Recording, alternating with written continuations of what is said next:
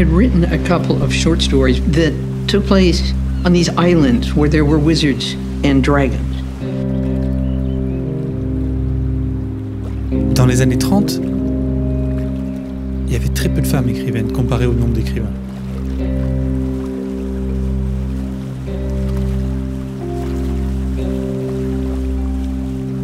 Celles qui exerçaient étaient sujettes à toutes sortes de stéréotypes.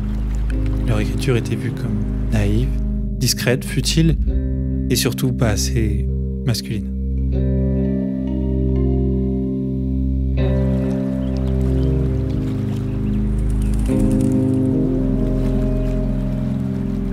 In 1968, when the publisher of Parnassus Books came to me and said, "Would you write a young adult novel?"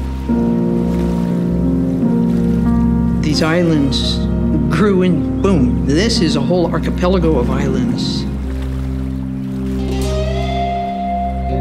Ursula K. Le Guin a grandi dans ce paysage. Un paysage où, notons-le, les femmes n'avaient pas été absentes.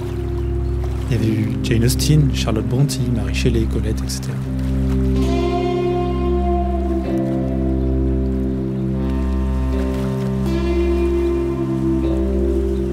Lorsqu'Ursula a décidé qu'elle deviendrait à son tour femme de lettres, elle ne l'a pas fait n'importe comment.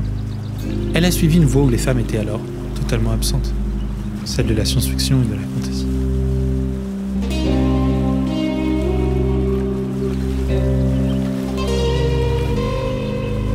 À l'exception de quelques personnes comme C.L. Moore ou Claire Winger Harris, quand on suivait le chemin embrumé de l'imaginaire, même si on était une femme, on se devait d'écrire pour des hommes, comme des hommes.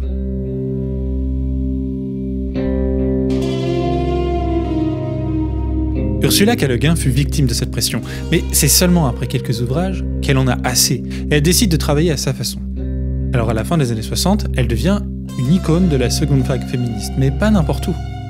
Au milieu des étoiles, des nébuleuses et des galaxies, là où le féminin était absorbé dans des trous noirs de plus en plus grands, c'est-à-dire dans la science-fiction et la fantasy. I do write science fiction, and that's, I guess, why you asked me here. And so I think it would make sense if I went on and spoke as what I am, a writer of science fiction, a woman writer of science fiction. You know, I am a very rare creature.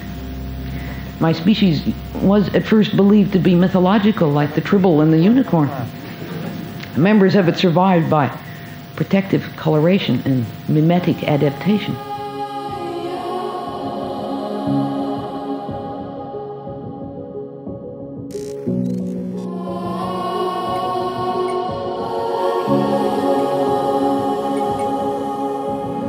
Magic exists in most societies in one way or another.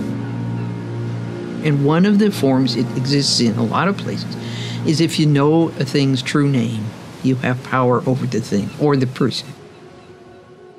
And of course it's irresistible because I'm a writer, I use words. And knowing the names of things I do magic. I do make up things that didn't exist before by naming them. I call it Earthsea. And there it is, it exists.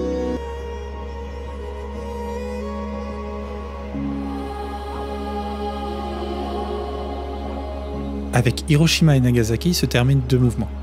D'une part, la première vague féministe qui réclamait principalement des droits constitutionnels, comme le droit de vote des femmes. De l'autre, l'explosion marque le début de la fin de l'âge d'or de la science-fiction, qui est contrainte de mettre ses rêves colonialistes de côté en faveur d'histoires adressant les dérives de la science et du nucléaire. La New Wave de la science-fiction qui apparaît dans les années 60 se caractérise par ses techniques expérimentales, sa recherche d'un style un peu plus marqué et son refus de prioriser les sciences dures en faveur des sciences sociales et psychologiques. C'est aussi l'émergence d'un lectorat plus nombreux et l'apparition de nouveaux auteurs et autrices comme James Tiptree ou Joanna Russ. Évidemment, Ursula K. Le Guin. Suite à la première vague féministe, la science-fiction met désormais en scène des protagonistes femmes. Des femmes fortes, mais qui restent discrètes. C'est par exemple le cas dans Dune avec le Bene Gesserit, qui sont des femmes fortes, mais qui œuvrent seulement pour la création d'un homme sain, le Kwisatz Haderach. L'écrivaine Jeanne Adeba dit à ce sujet « Si ces romans n'étaient pas féministes en mode combat, ils l'étaient poliment. Ce fameux « dis-moi les choses gentiment et je t'écouterai peut-être » du patriarcat. C'est-à-dire que, qu'on le veuille ou non, il présentait une forme d'empowerment féminin. Déjà, il reconnaissait leur existence et parfois même leur aptitude. Cela n'allait guère plus loin. Mais c'était déjà énorme, et pour la jeune lectrice que j'étais alors, fondamental. Mais si l'on me recollait ces ouvrages de nos jours dans les pattes en me clamant « Lisa, c'est féministe », il y a de fortes chances que tous et toutes finissent à la poubelle tandis que je me roulerais par terre en bavant de rage partout jusqu'à ce que ça mousse. Mais ça, c'était avant. Avant le monde de Rokonnen, avant la main gauche de la nuit, avant le nom du monde et forêt, avant Ursula K. Le Guin. Quand Ursula est arrivée, elle a apporté quelque chose qui n'existait pas avant. On avait l'impression qu'elle écrivait quelque chose de plus personnel, avec une sensibilité jusqu'alors jamais vue dans le genre. Non seulement elle parlait de féminisme, mais il y avait plus que ça. Elle voulait transformer quelque chose de plus grand. Notre regard, notre place dans ce monde, notre rapport avec la nature et l'imaginaire. Elle était motrice d'un changement que l'on pourrait appeler celui de l'espoir.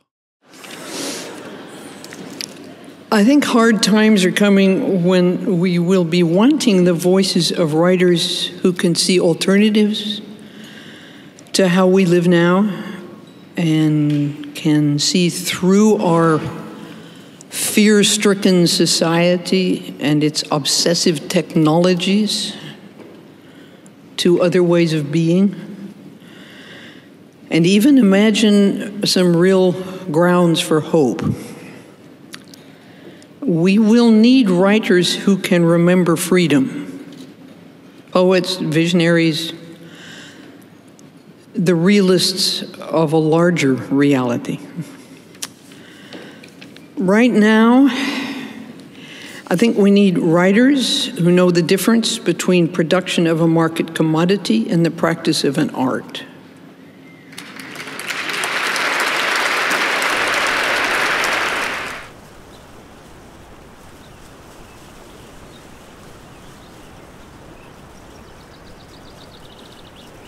Pour moi, la fiction a un incroyable pouvoir sur le monde.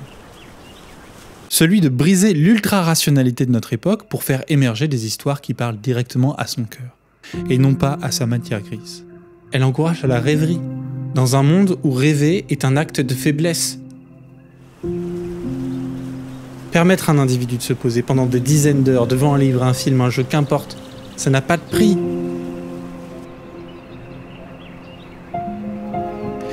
C'est quelque chose que Ursula a compris très tôt, puisqu'elle naît dans une famille d'intellectuels qui l'encouragent à plonger dans les livres. Lire devient son passe-temps favori. Et très vite, elle se met à écrire principalement des nouvelles, mais aussi de la poésie. À 11 ans à peine, elle envoie ses premiers manuscrits au célèbre magazine de science-fiction Astounding Story, qui sont refusés. Et c'est pas grave, puisqu'elle a déjà un premier contact avec le monde d'ailleurs. Elle y consacrera tout le reste de sa vie. Quand on lit ce qu'elle lisait, c'est-à-dire Dickens, Tolkien, Borges, Tolstoï, Virginia Woolf, on peut vraiment comprendre sa passion pour l'imaginaire. Par exemple avec Charles Dickens, qu'elle l'adorait. On est confronté à une sorte de manifeste contre le réalisme, parce que pour lui, même une rue décrite de la plus réaliste des façons n'est qu'une rue réaliste dans la tête de son auteur, et différente en tout un chacun. Ensuite, on a Borges, qui lui voulait être extrêmement réaliste, en utilisant dans ses écrits une forme journalistique, historique et théorique, mais seulement pour mieux décrire l'indicible. Et c'est l'un des meilleurs exemples d'auteur qui a travaillé pour rendre l'imaginaire une réalité. Puis ensuite on a Tolkien qui se passionne pour les légendes, les mythes, et on a Woolf qui a dit un jour « L'art n'a pas pour but d'imiter le réel, une saleté suffit largement ». Ursula, elle grandit sur les traces de ses parents, qui étaient deux anthropologues renommés. Donc on a Theodora Kroeber, connue en tant qu'écrivaine, et après on a Alfred Louis Kroeber en tant que première anthropologue diplômée d'Amérique.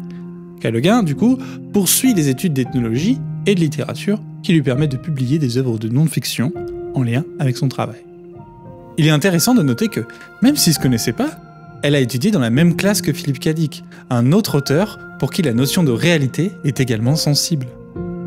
Ursula, elle développe ces notions en lisant en dehors des cours des auteurs et des autrices qui viennent lui confirmer que sa place n'est pas dans le réalisme impersonnel et masculin des canons de l'époque, ni dans les sciences dures de la hard science, mais dans un imaginaire plus rêveur, inatteignable, qui va faire sa marque de fabrique et celle de Philip K. Dick. I'll be glad to see the day when I can go into any library and find The Man in the High Castle. Not shelved next to Barf the Barbarian by Elmer T. Hack, but shelved by authors named Philip K. Dick right next to Charles Dickens, where it belongs. J'aime beaucoup cette citation de Callaghan. Un savant qui crée un monstre dans son laboratoire. Un bibliothécaire dans la bibliothèque de Babel. Un magicien qui ne peut plus jeter de sorts. Un vaisseau spatial qui cherche à aller jusqu'à l'alpha du centaure. Tous sont des métaphores profondes et précises de la condition humaine. L'écrivain qui utilise les antiques archétypes des mythes et des légendes, ou ceux plus récents de la science et de la technologie, dit peut-être quelque chose de tout aussi pertinent qu'un sociologue. Et il le dit beaucoup plus directement, sur la vie humaine telle qu'elle est vécue, telle qu'elle pourrait être vécue, telle qu'elle devrait être vécue. They seem to refuse the obvious fact that mostly serious fantasy and science fiction is just a way of talking about things right now and the way we are and the way we live, just as much as any realistic fiction is. It's just a different approach. It's a approach at one remove, kind of, which can give you a different view of things and allow you to talk about them. And academia was getting interested in science fiction too, and that helped because they said, well, who should we read? And quickly, because academics want to only write about writers that everybody else has already read so that they can get their articles published. So the process of canonization is incredibly rapid. So who did you write about? You wrote about Le Guin or Philip K. Dick. 50%, maybe 80% of the first academic articles about science fiction are about Ursula and about Philip K. Dick. And because they knew that they could write articles and other people would at least have known who they were talking about. So she began to bust out a little bit. The academic attention, the big, the great books, the sense that she was an aristocrat and she was a kind of a spokesperson and she was feisty and sharp. By the way, I want to state that I think Ernest Hemingway was unjust and full of shit. Toutefois, ce n'a pas été facile à faire accepter aux académiciens, car il y a cette espèce de tendance à penser que la fantasy est faite pour les enfants, qu'elle les protège du monde réel, alors qu'au contraire, elle leur permet de créer du réel, de l'apprivoiser, d'y faire du sens pour y trouver plus facilement sa place. En fait, je pense que l'inverse devrait se passer, c'est-à-dire que plus d'adultes et moins de choses concrètes dans leur vie pour arrêter de voir la succession des choses comme une suite froide de cause à effet fatal. Si nous avons la capacité de rêver, d'avoir de l'empathie et de l'imagination, alors autant s'en servir pour complimenter le réel et jouer avec lui. What I'd like to see is science fiction to continue to rebel. I'd like to see science fiction evade not those who despise it, but those who want it to be just what it was 30 years ago. I want to see science fiction step over the old walls and head right into the next wall and start to break it down too. Well, now that's all art wants to do, I think. It wants to get to you, to break down the walls between us as people for a moment, to bring us together in a celebration, a ceremony, an entertainment, a mutual affirmation of understanding or of suffering or of joy. I wanted to ask, you wrote or asked the question once, why are Americans afraid of dragons? I wanted to ask, are we still afraid of dragons, or have we clipped all their wings and pulled their teeth? Now, question was, of course, referring to the American tendency to denigrate fantasy and the full use of the imagination and say, well, no, I don't read novels. I certainly don't read fantasy novels and sci-fi, you know. I read the stock report, I read the Wall Street Journal, you know, all those facts in the Wall Street Journal, yeah.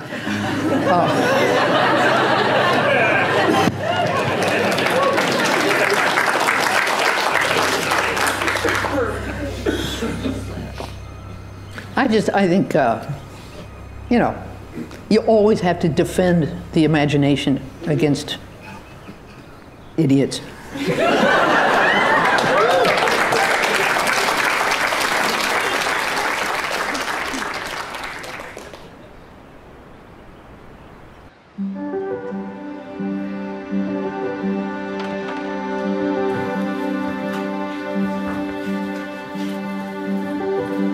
Elle publie des nouvelles dans Astounding Stories et se fait reconnaître pour son premier roman, Le Monde de Rock'n'Roll. Si ce premier roman peut être vu comme pionnier de la New Wave de la science-fiction, à l'époque, le succès n'est pas très retentissant. Mais ce qui le sépare des autres, c'est son style d'écriture. Ursula a une approche très méticuleuse du langage. Tout est clair, maîtrisé et de manière très précise. Lire ses phrases, c'est comme voguer là où les sonorités de la mer et le rythme des flots nous amènent ailleurs, dans un monde d'illusions où rien n'est jamais déclaré. Le Monde de Rock'n'Roll est déjà très fort, car il montre à quel point l'autrice a un style très avancé déjà lors de son premier roman. Ce qui ressort de ce livre, c'est l'économie de la langue. Tout est simple, court, Ursula va toujours droit au but tout en remplissant ses phrases d'un sens énorme. Her sentences are like that line of gold. They run through the thing, and they are a kind of living wire of thought that you can follow when you read it. And that, I think, is really part of her talent as a writer. Virginia Woolf est passée par là. Parce que c'est non seulement l'autrice qu'elle cite le plus, mais c'est aussi pour elle un modèle à suivre. Virginia est l'une des autrices avec une des proses les plus impressionnantes que j'ai pu lire. Parce que le rythme et la variété du rythme qu'elle utilise sont splendides. Pour Virginia, le style, c'est très simple à comprendre. Et je la cite, ce n'est que du rythme. Une fois que tu as compris ça, tu peux pas utiliser de mauvais mots. C'est vraiment profond ce qu'est le rythme. Et ça s'explique bien au-delà des mots. Une observation, une émotion, ça crée des vagues dans l'esprit, bien avant qu'ils soient mis en mots. C'est pas surprenant de voir Ursula avoir des idées similaires à ce sujet, comme par exemple ici. En deçà de la mémoire et de l'expérience, en deçà de l'imagination et de l'invention, en deçà des mots, il y a des rythmes sur lesquels la mémoire, l'imagination et les mots se meuvent. Et le travail de l'écrivain est de plonger assez profond pour commencer à éprouver ce rythme, le trouver, se mouvoir avec lui, s'en émouvoir, et le laisser mouvoir mémoire et imagination pour trouver les mots. As an aside, I will say, if there's ever anything that Ursula didn't like that you were doing, it was like you were immediately slapped like a mosquito. It's like, she was very dialectical and she took no shit. So if she was annoyed or irritated, like I made a joke about Virginia Woolf. Don't you joke about Virginia. One time I said, you know, your book Sea Roads, which is a very beautiful story collection about a coastal town in Oregon, I said, you know, there's not a single nice man, a male character in that entire book. She goes, 15 years later, I was reading an interview with her, and she says, Stan Robinson doesn't think there's any good men characters in Sea Roads, but he forgot about the mailman. And I'm going, yeah. I definitely forgot the mailman.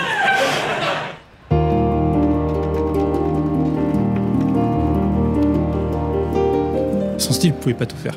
À l'époque, la science-fiction était une littérature d'idées. Peu importe si Asimov avait une prose moyenne par moment. Ce qui primait, c'était sa pensée.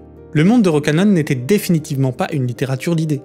Même aujourd'hui, la science-fiction garde ce stigmate de l'idée comme un gimmick du genre, qu'on n'arrive pas à se débarrasser.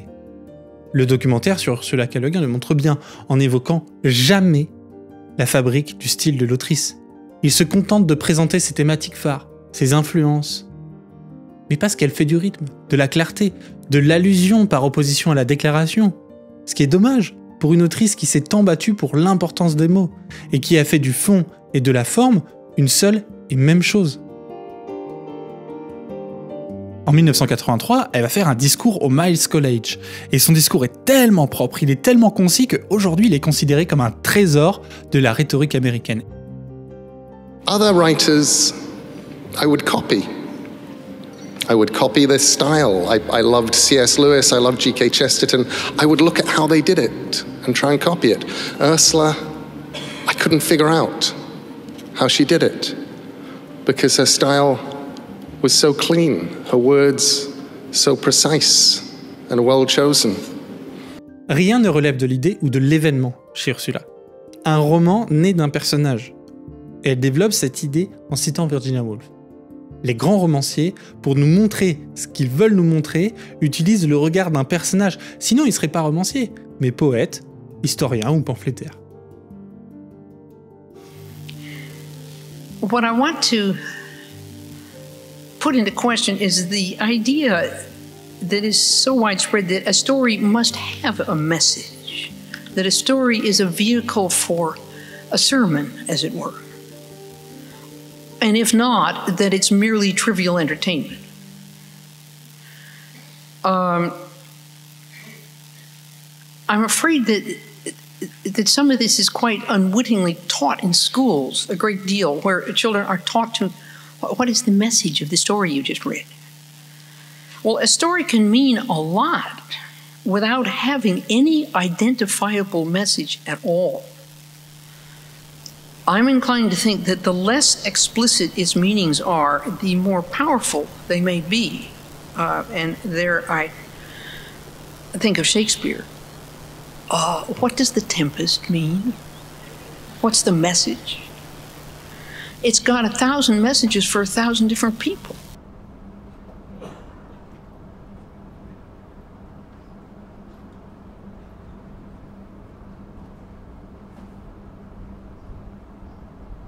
So, chapter 1, Warriors in the Mist. The island of Gaunt, a single mountain that lifts its peak a mile above the storm-racked Northeast Sea, is a land famous for wizards. From the towns in its high valleys and the ports on its dark, narrow bays, many a Gauntishman has gone forth to serve the lords of the archipelago in their cities as wizard or mage, or looking for adventure to wander, working magic from isle to isle of all Earthsea. Of these, some say the greatest, and surely the greatest voyager, was the man called Sparrowhawk, who in his day became both Dragon Lord and Archmage. His life is told of in the Deed of Ged and in many songs, but this is a tale of the time before his fame, before the songs were made.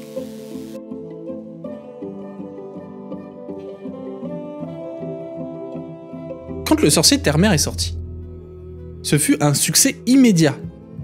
Parce que non seulement certains disaient qu'elle suivait les traces de Tolkien tout en le dépassant et en le surpassant sur tous les points, mais c'était aussi les moments où ses convictions littéraires et personnelles se sont fusionnées pour créer le monde magique de Terre-Mère.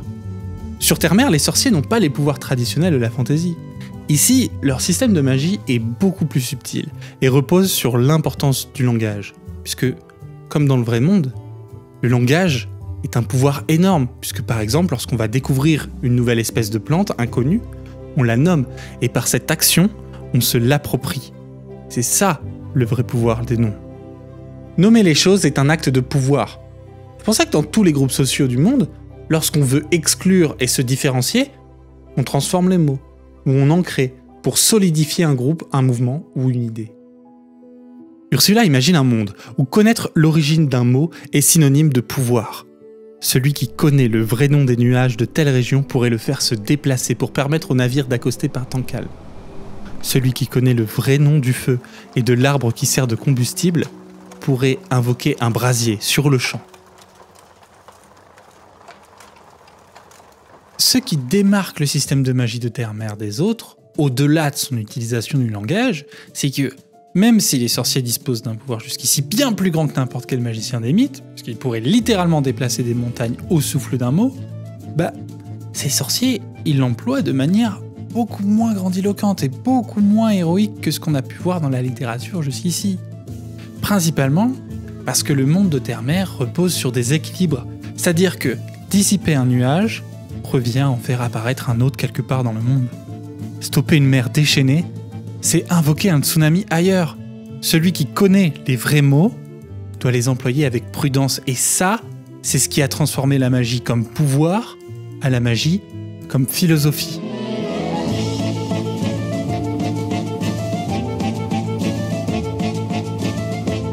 Cette philosophie est réminiscente de celle du Tao, qui prône l'équilibre de toute chose et déconstruit le manichéisme du bien et du mal pour quelque chose de plus complexe et nuancé.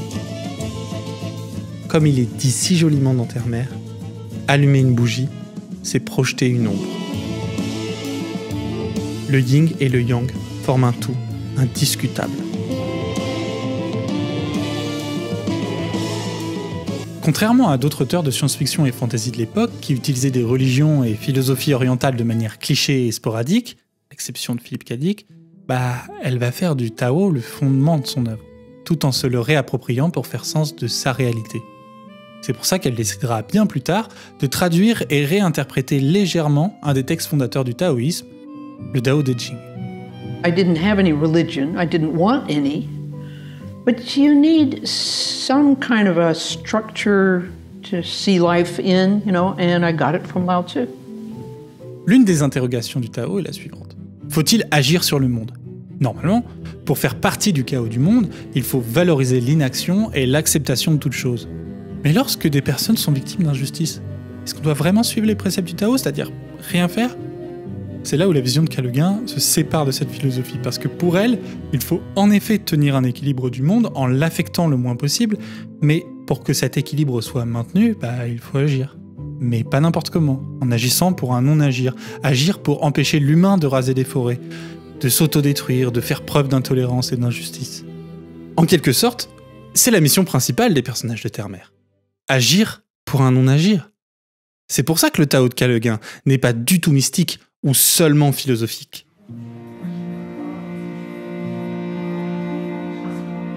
Dans le livre De l'autre côté des mots, Gwenaël Gaffric dit quelque chose qui rejoint cette idée. Hang Song soutient que la SFFF elle-même est une littérature du non-agir. Ce qui veut dire que la nature politique de ce genre se situe moins dans sa manière d'agir ou d'intervenir sur le monde que dans sa façon de mobiliser l'imagination pour se fondre dans le chaos du monde.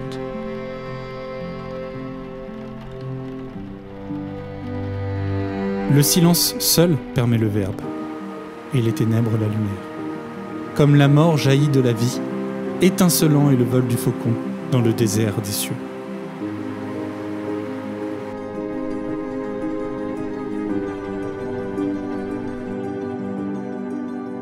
Le premier tome de Terre-Mère était un livre vraiment spécial.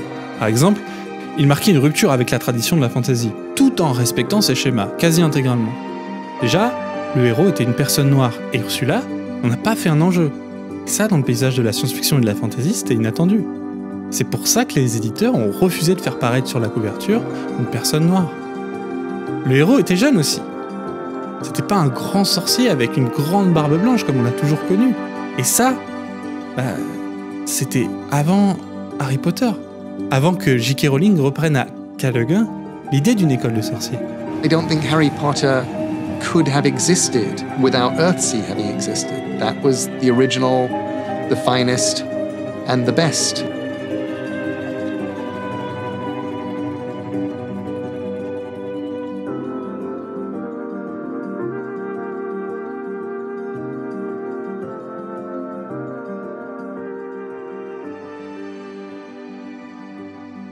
Et il y a des éléments plus subtils qui démarquent Terre-Mère. Par exemple, depuis Tolkien, l'utilisation de mots inventés était faite pour suggérer le rêve nostalgique d'un monde où existait le nom des rois et des royaumes évoqués.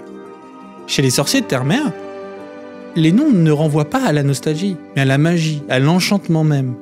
Car les noms originaux sont cachés, et lorsqu'on les découvre, comme lorsque l'on apprend le vrai nom du personnage principal, c'est pas de la nostalgie que l'on ressent. C'est une vraie sensation magique. Ursula a procédé de cette façon, en gardant ce qu'elle aimait chez Tolkien, mais en changeant des petits éléments pour créer une vraie fantaisie moderne.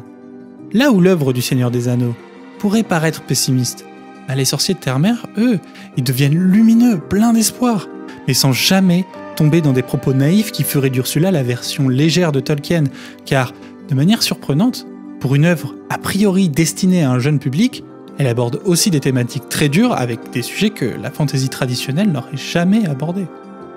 Un nom n'a pas de réalité, pas de véritable réalité éternelle. Les dragons ne peuvent aller là-bas. Les dragons meurent. Ils meurent tous. Dernièrement, le schéma de Terre-Mère est un schéma classique, celui du voyage du héros. Mais cette fois, le voyage ne se fait pas contre des forces du mal, contre la nature ou contre le monde. Le voyage, il se fait intérieurement. Je crois que ce que j'essaye de faire, c'est de subjectiver l'univers. Parce que voyez nous amener l'objectivation. Subjectiver ne veut pas nécessairement dire coopter, coloniser, exploiter. Cela impliquerait plutôt une extension du champ de l'esprit et de l'imagination. La poésie est le langage humain qui peut essayer de dire ce qu'est un arbre un rocher, une rivière, c'est-à-dire de parler pour eux depuis notre humanité, dans tous les sens du mot « pour ». Ursula K. Le Guin est une fervente lectrice de Carl Gustav Jung, un des précurseurs de la psychanalyse, connu notamment pour s'être opposé à Freud et proposer une psychanalyse moins dogmatique, et surtout moins sexuée. Parce que là où Freud s'arrête souvent pour expliquer un trauma au rapport oedipien de la mère et son enfant, Jung creuse plus loin et il milite contre Freud. Deux des théories de Jung vont marquer Ursula. La première est la notion d'anima et d'animus, qui montre qu'un homme peut se comporter comme une femme et inversement. Ce qui aura de l'importance plus tard dans le parcours de l'autrice pour imaginer un rapport femme-homme plus égalitaire et l'aider à penser les premières représentations de personnes trans dans la science-fiction et la fantasy. Deuxièmement, l'autre théorie qui va la marquer, et qui est très présente dans Le Sorcier de Terre-Mère, c'est la part de l'inconscient que Jung appelle l'ombre.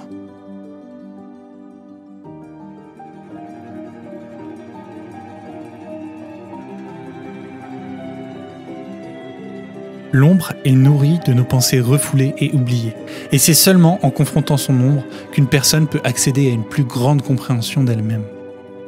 C'est ce qui va devenir la trame principale de l'histoire, puisque le personnage, après avoir lancé un sort interdit, se retrouve pourchassé par son ombre. Il arrivera à mettre à terme à son voyage que lorsqu'il arrivera à confronter ce qui le terrorise le plus au fond de lui. Une preuve de cette pensée jungienne peut être vue dans cette citation de l'autrice. « D'où viennent vos idées ? Je n'ai rien créé. J'ai tout trouvé. Où ? Dans mon inconscient. » Jung, il dit « Tout le monde a une ombre, et moins elle s'incarne dans la vie consciente de l'individu, plus elle est noire et dense. » Et Le Guin rajoute « Moins on la regarde, plus l'ombre est forte, et elle finit par devenir une menace, un fardeau insupportable, un péril pour l'âme. » Après la première trilogie de Terre-Mère, Hayao Miyazaki, qui est alors un jeune réalisateur qui n'a travaillé que sur 3 films au studio Ghibli, il contacte Ursula K. Le Guin pour lui proposer de faire une adaptation. Elle refuse d'abord, parce qu'elle connaît rien de l'auteur. Mais lorsque Mon voisin Totoro y sort en salle, elle est instantanément séduite par le style du studio, et elle le recontacte pour faire revenir la proposition sur la table. Malheureusement, Miyazaki, il est en train de travailler sur le château ambulant, et il voit pas le bout de son projet, il sait pas où ça va le mener. Il accepte quand même l'adaptation, mais il est tellement épuisé par son travail qu'il décide de prendre sa retraite et de laisser l'œuvre de K. Le Guin derrière.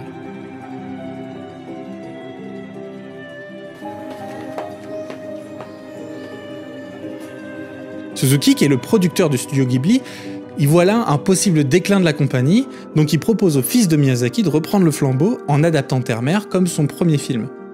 Sauf que le père, il refuse catégoriquement. Pas que son fils fasse un film ou devienne directeur, mais qu'il adapte l'œuvre d'Ursula.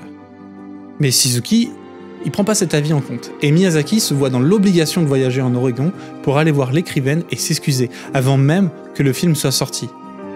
Il lui promet tout de même qu'il supervisera son fils, mais il tient pas sa promesse et laisse son fils seul aux commandes de son premier film. Donc le studio Ghibli sort Les Contes de Terre-Mère, et c'est un fiasco. The art is, some of it's very beautiful, and some of the character drawings is very nice, and the great storm it starts with. But the story it not only has nothing to do with my book, it's completely counter it. It's solving problems with violence. Again, yeah. It's like you get in animated mode, and how come everything has to be solved by violence, as if it solved anything? It's like what Avatar did with my story. Word for word is forest, yeah. And so they just turn it around and make it morally wrong, and that's painful to an author. It's almost as painful as if it was ugly, you know.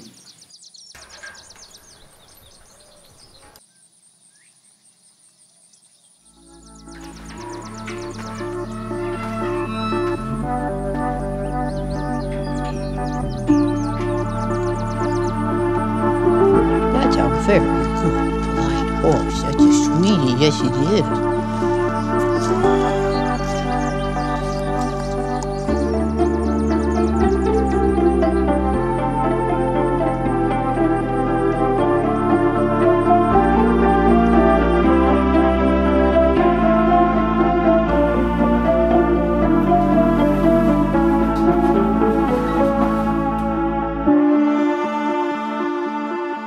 I wrote a book back in the 60s called Left Hand of Darkness, where I was first asking myself, well, okay, what is the difference between men and women? And the means I used to talk about it was to invent a race of people who are androgynous, fully androgynous. You only become sexually active once a month, and you may become active as a man or as a woman. You don't know which. So that everybody is part of the time non-sexual and part of the time either a man or a woman. So then when no one is a man and no one is a woman permanently, what's left? What remains that's human? What is a person? What are they like? Mm-hmm. Yeah.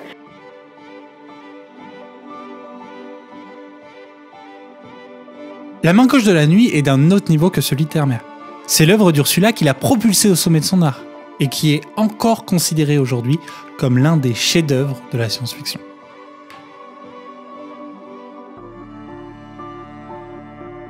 Si ce roman il a tant fait parler de lui, c'est parce qu'il apporte un premier regard à la transidentité avant même que la notion d'identité de genre soit popularisée. Alors attention, il va pas falloir faire d'amalgame entre l'androgynie et la transidentité. Dans La main gauche de la nuit, il n'y a pas de personnage trans.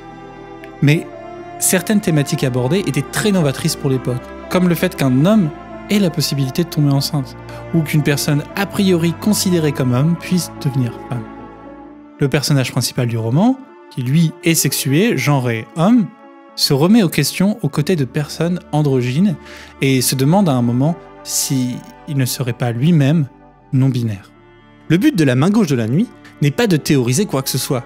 Ici, c'est pas une étude sur le genre, mais une question qui est posée. S'il existait des personnes capables de dépasser la conception d'hommes et de femmes, comment organiseraient-elles leur société? The Left Hand of Darkness, a glorious science fiction novel set in a world in which people change gender. And when you're English and you're 12 going on 13, the idea that gender could be fluid, that a king could have a baby, that it's not what you thought it was, opens your head, it peels it, it changes it. Ce roman correspond à un tournant dans l'engagement militant de Calleuguin, parce que contrairement à Terre-Mère, qui reste sous pas mal d'aspects assez classiques, La main gauche de la nuit va plus loin en proposant une démarche féministe plus importante, et en déconstruisant un peu plus la notion d'héroïsme. Le personnage principal est au début une sorte d'américain typique, colonialiste et sexiste, qui vient explorer une planète pour proposer un accord. Donc c'est une sorte de protagoniste assez commun dans la science-fiction. Puis, il va grandement évoluer au contact des peuples qu'il rencontre et va laisser tomber son colonialisme, son sexisme et son héroïsme dans un récit poignant et poétique. Et c'est précisément pour ces raisons que le roman est très mal vu par les éditeurs avant d'être publié. Here's the rejection letter. Dear Miss Kidd, Ursula K. Le Guin writes extremely well, but I'm sorry to have to say that on the basis of that one highly distinguishing quality alone, I cannot make you an offer for the novel.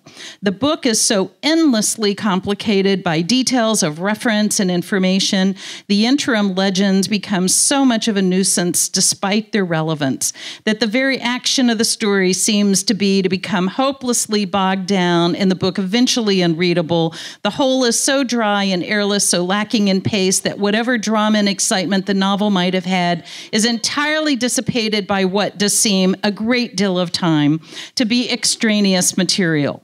My thanks nonetheless for having thought of us. The manuscript of The Left Hand of Darkness is returned herewith.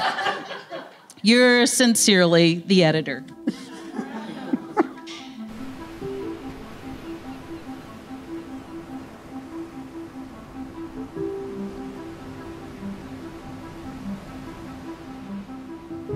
Le jour et la main gauche de la nuit.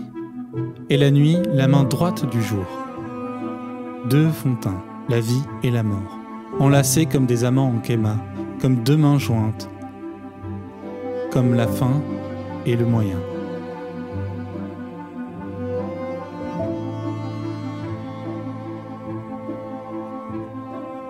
L'animus et l'anima de Carl Jung et la multipolarité du Tao sont des pistes de lecture intéressantes qui permettent d'imaginer comment Ursula a créé son peuple androgyne.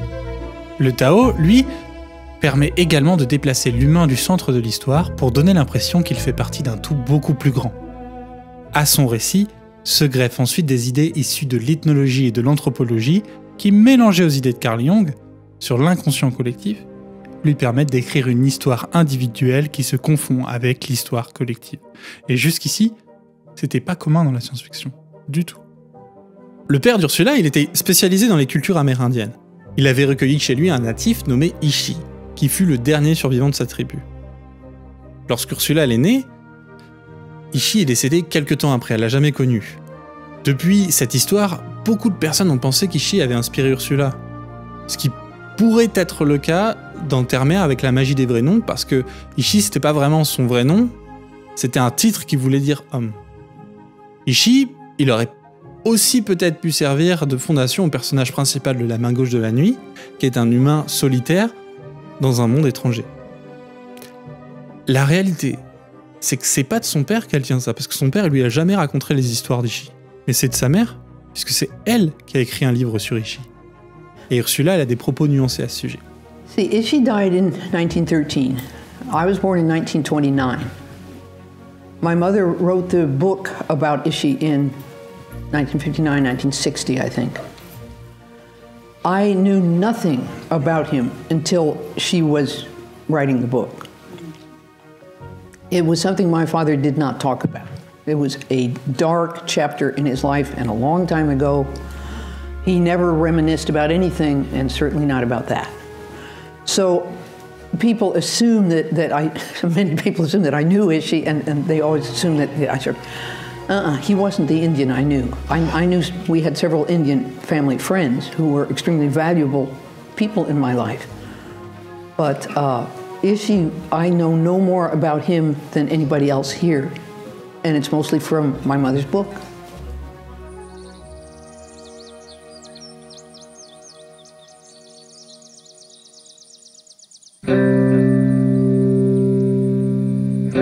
La Main Gauche de la Nuit, c'est finalement un succès parce qu'il remporte le Nebula et le Hugo.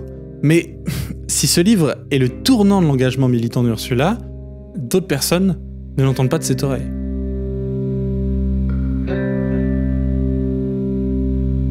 On est presque dans les années 70. Et ça fait déjà quelques années que la seconde vague féministe bat son plein. Et ces actrices, elles ont lu le monde de Rock'n'Roll, Terre-Mère et surtout La Main Gauche de la Nuit, que certaines qualifient de premier roman de science-fiction féministe. Mais toutes les militantes, elles sont pas d'accord. Et elles s'opposent même à Callaghan, avec raison, en pointant du doigt une certaine évidence. D'abord, ces protagonistes sont tous des hommes. Et même si le schéma du héros n'est pas traditionnel comme chez Tolkien et beaucoup plus introspectif, Ursula ne se sépare pas totalement du schéma et véhicule des messages sexistes. Comme la fois où dans Terre-Mère, les femmes ne peuvent pas utiliser de magie parce qu'elles sont trop nulles avec. Aussi faible qu'une magie de femme, écrit Ursula.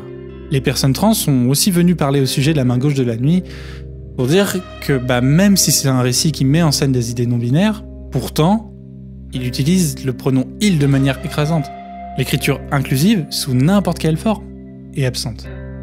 D'autres autrices, comme James Tiptree, qui a un pseudonyme masculin cachant son identité en tant qu'Alice Sheldon, ou surtout Joanna Russ, étaient des figures très importantes du féminisme dans la science-fiction et engagées dans la seconde vague féministe.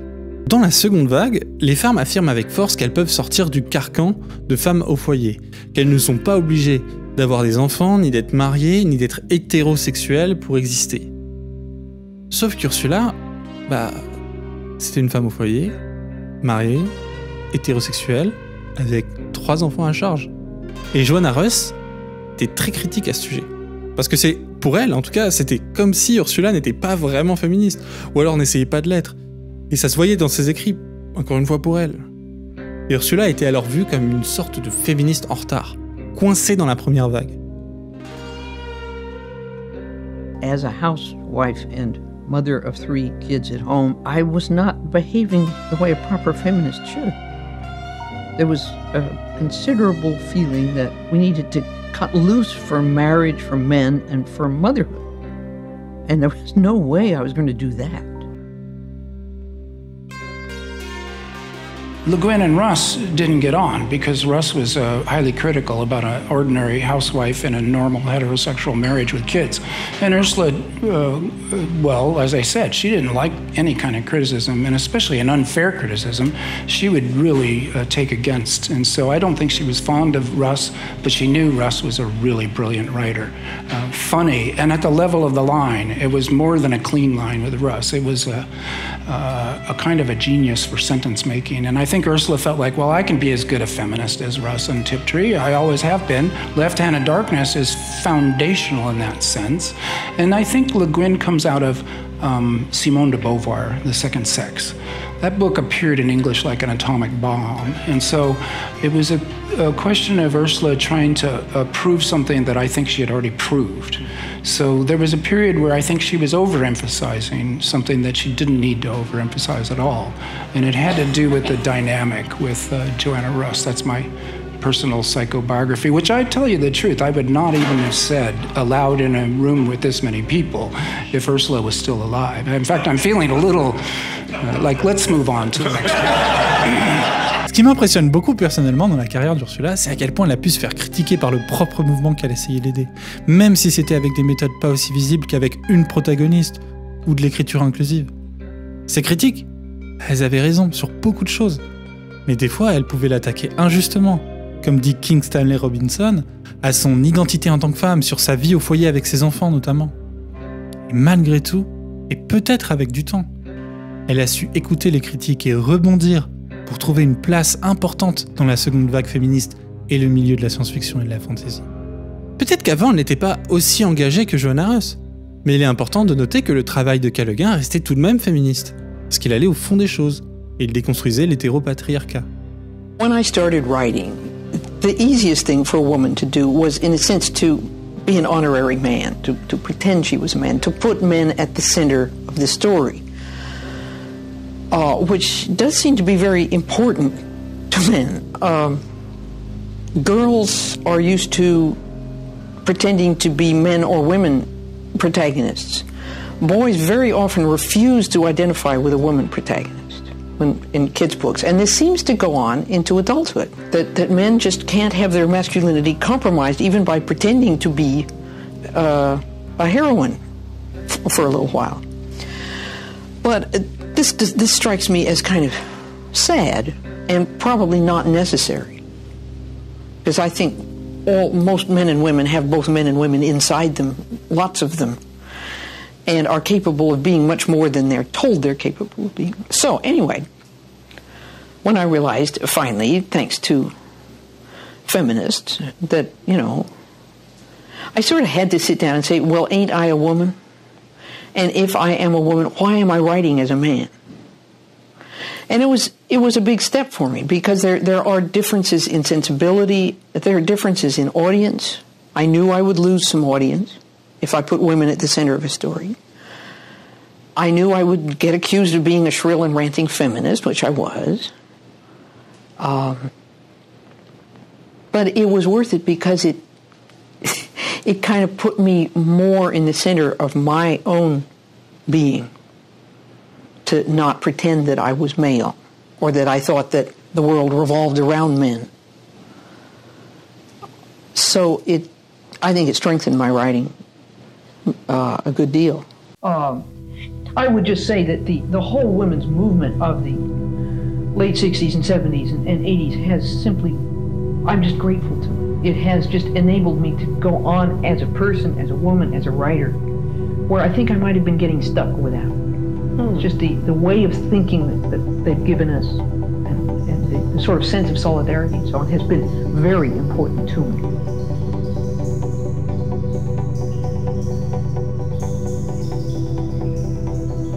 Dans les années 70, on peut voir Callaghan développer ce que certains appellent une littérature de l'espoir. Mais avant d'en parler, il faut faire un petit aparté sur le cycle de Terre-Mère et l'évolution du féminisme de Callaghan. parce que c'est 17 ans après la fin de la première trilogie qu'elle revient avec un nouveau récit, Tehanu. And little Ursula went to school to some of the feminist thinkers and writers and learned how to write like a woman instead of a pretend a man. And it was, I think, if I had not been given that tutorial by our feminists, I might have stopped writing. Because I think I'd gone about as far as I could as a pretend man. Le deuxième tome de la première trilogie avait comme protagoniste une femme du nom de Thénar. Mais elle agissait comme l'ombre du sorcier du premier tome. Tehanu décide de revenir du point de vue de Thénar, et cette fois de montrer le monde de manière beaucoup plus critique. Ce qui a été présenté dans la première trilogie n'était pas jeté ou réfuté, mais cette fois présenté comme une vision fermée du monde, principalement une vision masculine. Et cette fois, le premier tome de cette deuxième trilogie va montrer la misère du monde de Terre-Mère et parler de sujets difficiles comme l'invisibilisation des femmes, comme la fois où Thénar se rend compte que personne ne l'écoute quand elle parle. Ce nouveau volume est une vraie proposition féministe qui, même s'il n'utilise pas d'écriture inclusive, est déjà plus juste dans ses représentations et décide d'étudier l'héroïsme de manière discrète, tout en continuant à s'opposer à l'héroïsme des puissants. C'est une sorte de présentation de l'héroïsme vécue par celles et ceux qui en sont a priori exclus. So when I came back to Earthsea, it was still Earthsea. It was just the same, and everything works the same way, but you're seeing it from a totally different perspective. You're seeing it from underneath instead of from on top. You're not looking down, you're looking up. That is to say, the position of the poor, the children, and the women.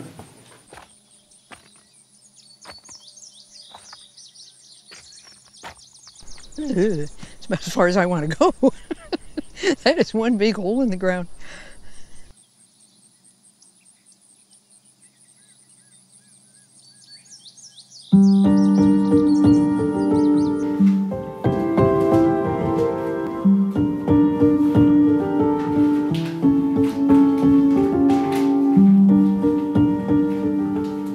L'utopie est un lieu autre, ailleurs, très loin, si loin qu'on finit toujours par rebrousser chemin en voulant l'atteindre.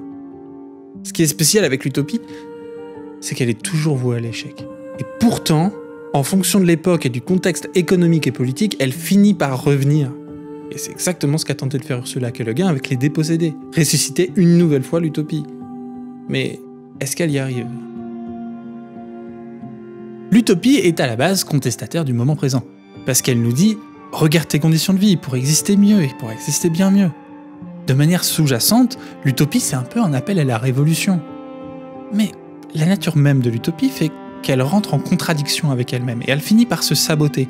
Parce que si par exemple l'acte d'écrire l'utopie est un acte révolutionnaire, alors pourquoi chaque utopie est fixée dans le temps, stagnante, comme immunisée au changement par un socle solide, et donc qui ne suppose pas de révolution dans son système ? C'est une fin de l'histoire, où tout est expliqué rationnellement, et où aucune révolution ne peut avoir lieu.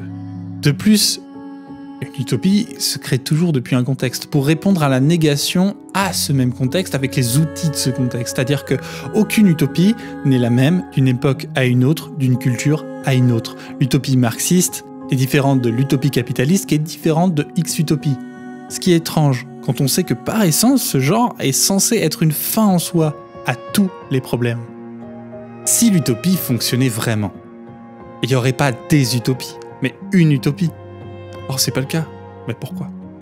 Parce qu'elle se construit avec les mêmes éléments qu'elle critique et annonce la fin. Elle bâtit ses cités avec les mêmes matériaux instables qu'elle reconnaît, mais qu'elle utilise différemment en espérant que tout aille mieux. Sauf qu'étonnamment, ces matériaux sont bien instables, et ils finissent par s'écrouler et personne ne croit plus en l'utopie. Pourtant, si elle renaît encore, c'est parce qu'elle est un moteur d'espoir. Elle permet de soulever le peuple, mais à quel prix ? Milan Kundera a dit quelque chose que je trouve très intéressant à ce sujet. Le totalitarisme, ce n'est pas l'enfer. C'est aussi le rêve du paradis. Un rêve vieux comme le monde, où tous les hommes vivent dans l'harmonie, unis par une seule et même volonté, une seule et même fois, sans secret les uns pour les autres.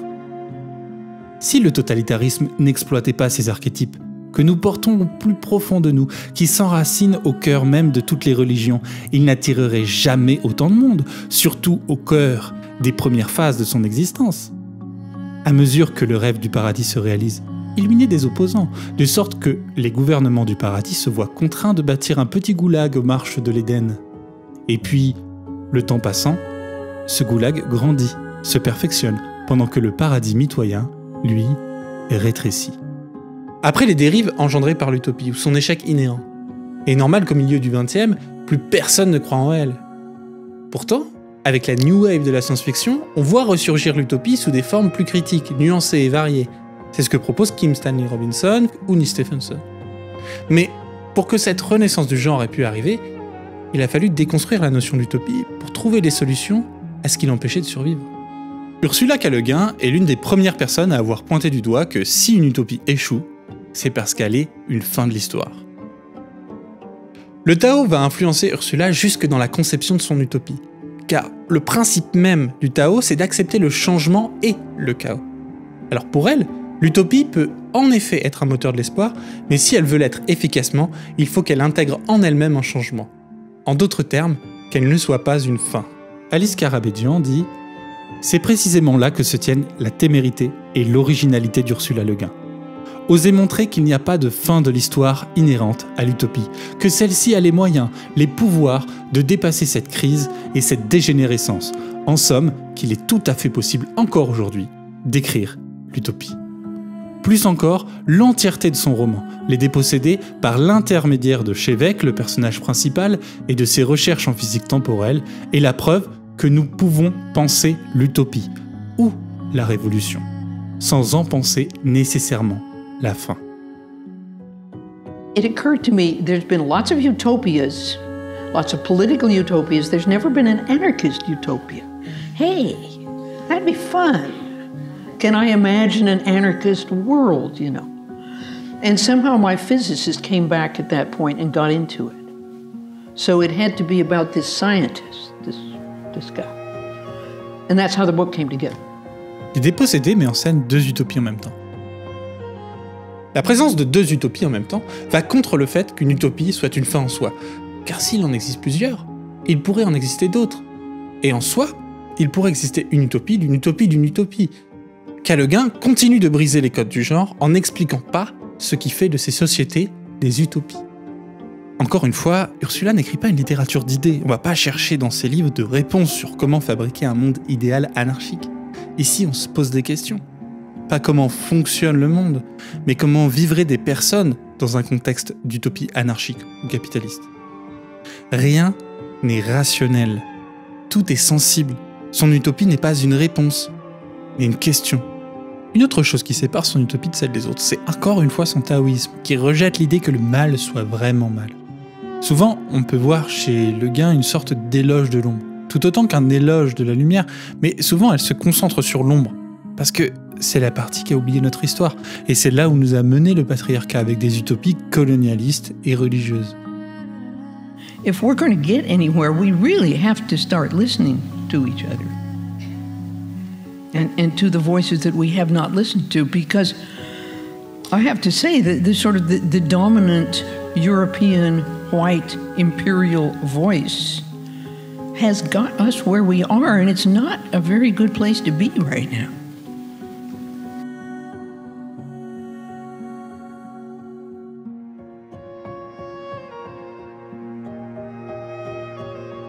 Le taoïsme a une relation particulière avec le pouvoir, parce qu'aucun souverain de la Chine ancienne n'a essayé d'imposer le Tao. Le Tao, il critique la réalité, il critique la vacuité des puissants.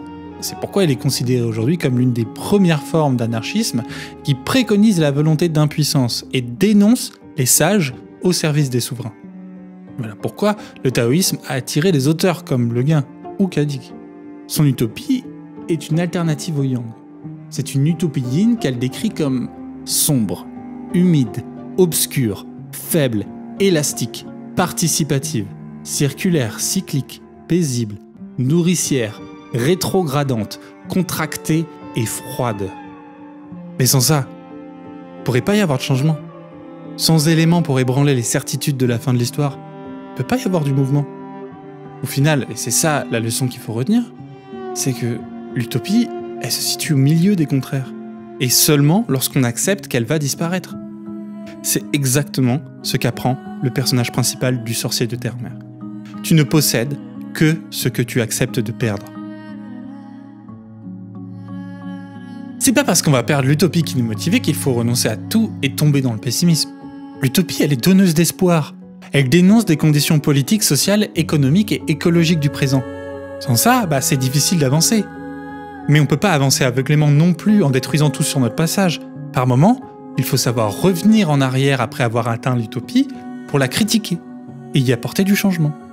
L'accomplissement, pense Archevêque, est une fonction du temps. La recherche du plaisir est circulaire, renouvelée, atemporelle. La recherche de diversité du spectateur, du chasseur de frissons, du vagabond sexuel se termine toujours au même endroit. Elle a une fin. Elle s'achève et doit être recommencée. Ce n'est pas un voyage et un retour, mais un cercle fermé, une pièce close, une cellule. Et en dehors de cette pièce se trouve le paysage du temps, dans lequel l'esprit peut, avec de la chance et du courage, construire les routes et les villes de la fidélité, fragiles, expédientes, improbables, un paysage habitable par des êtres humains. Un acte n'est humain que lorsqu'il se produit dans le paysage du passé et du futur. La loyauté qui affirme la continuité du passé et du futur, reliant le temps en un tout, est la racine de la force humaine. On ne peut rien faire de bon sans elle. Ce qu'il y a de bien, quand on travaille avec le temps, et non pas contre lui, c'est qu'il n'est pas perdu. Même la souffrance compte.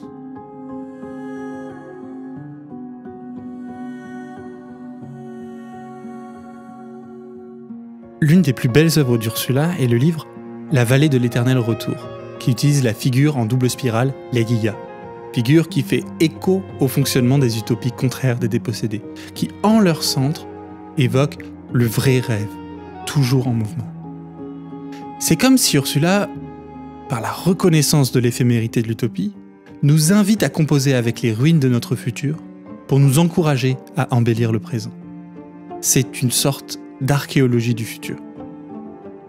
On retrouve aussi la présence des contraires comme nécessaires à l'utopie dans la nouvelle la plus célèbre d'Ursula appelée « Ceux qui partent de Mélas ». She tells you that she is going to describe an imaginary place, an imaginary city, and also tells you that she's going to work with you and your imagination to make it the most wonderful city you have ever imagined or experienced. And then she says, and there's one more thing. Somewhere in this city, there is a cellar with a child in it who is being mistreated horribly. And the joy of all of the people depends on this one child being forced to suffer, degraded, and that everybody in the city knows it. What inspired me to write The Ones Who Walk Away from Omelas? Well, really, I mean, directly speaking, it was what William James wrote. He, in just a sentence or two, he posed this problem: if the world could be completely, entirely happy and right at the cost of one person suffering terribly and helplessly, would we accept it? And I thought, oh, that could be a story. I could just, I could make it into a parable, as it were. I could flesh it out with scenery and kind of intensify the question. I do feel that I should say that William James answered his question. He, decent Victorian man that he was, said, no, we wouldn't accept it. But was he right? We, in a way, we do accept it. So anyway, and, it's always nice to have a question to ask that you don't have to answer. So I was wondering a bit more about your stance on pacifism and anarchism, because You know, it said so much for corporation in your little translation of Lao Tzu's work. And do you really think pacifism can work in this day and age when we're biodegrading the entire planet like you said? And one of my favorite author puts it, kind of does a Star Wars analogy where it says, you know, Luke Skywalker kind of has to be violent to take down the Death Star at the end of the movie. You can't take the stormtroopers to the planet and give them eco tours or keep on writing letters to Darth Vader or the congressman to fix anything. In the end, violence had to be taken to solve the problem for the greater good. So what are your thoughts? Well, that's the way they set the story up. Right. The world is not quite that simple. No, I don't think pacifism works. It never has. When the Spanish anarchists, there was no way they could be pacifists because they had enemies. So they fought back in defense of their anarchism, and they lost. The guy with the bigger gun is always going to win. What does that solve? Pacifism may not be I talk about pacifist anarchism simply to distinguish it from the bomb-throwing type of anarchism, which I do not agree with because it thinks violence is going to solve our problems. I don't know any problem that violence has yet solved. You can say we won the Second World War, rah, rah, you know, we defeated Hitler. Yeah, but why were we there in the first place? Why does Hitler occur? The problem of Hitlerism was not solved by the Second World War. You know, you got to think about what's the problem. Is it just this moment of some big, you know, obviously if a monster is coming at you, you're going to try to fight. But that's not what we're talking about. We're talking about solving problems. That may seem evasive, but that's as far as I can take it. Okay, we're almost there. See?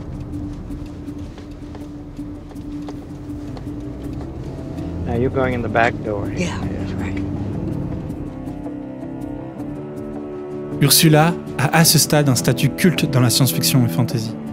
Elle n'avait plus rien à prouver et pourtant elle a continué à publier livre après livre en poussant toujours plus loin les limites de l'imaginaire.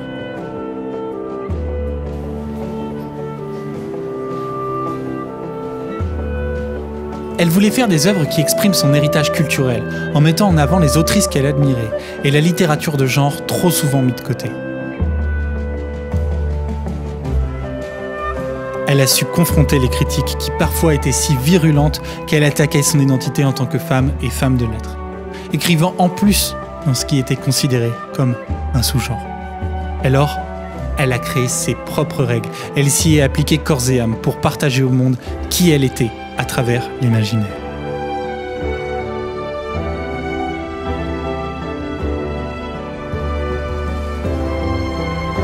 Elle voulait que le monde sache qu'on ne pouvait pas l'étiqueter. Personne n'aurait pu lui dire « Tu ne peux pas écrire de la science-fiction et de la fantasy en tant que femme. Tu ne peux pas écrire des histoires sans violence. Tu ne peux pas réinventer l'utopie pour donner de l'espoir. Tu ne peux pas encourager les gens à agir pour un non-agir. »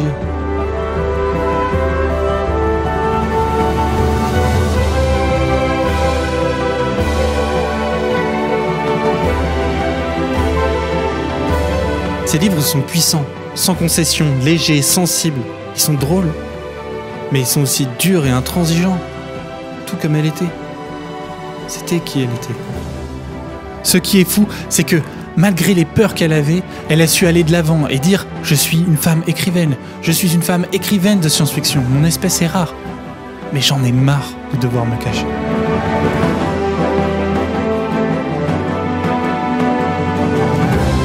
It is among the first books published in the feminist science fiction genre and the most famous examination of sexless androgyny in science fiction.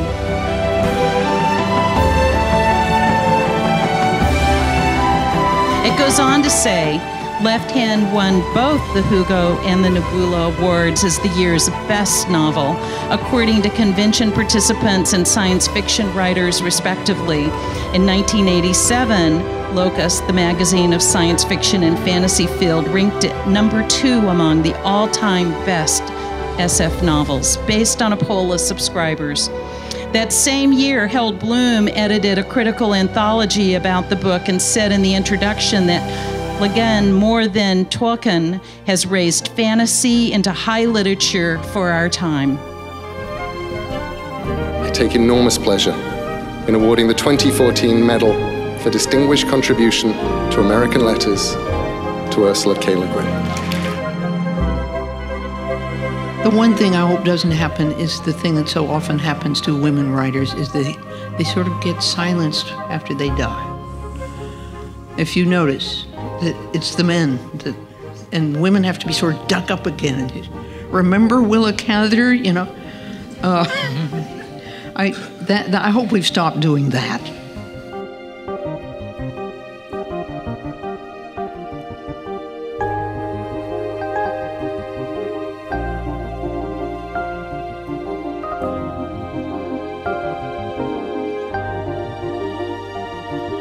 Plusieurs voix l'ont accompagné lors de sa carrière. La voix des non-humains, des sans-voix, des opprimés, des laissés pour compte. Et elles lui ont murmuré que l'imparfait pouvait devenir parfait.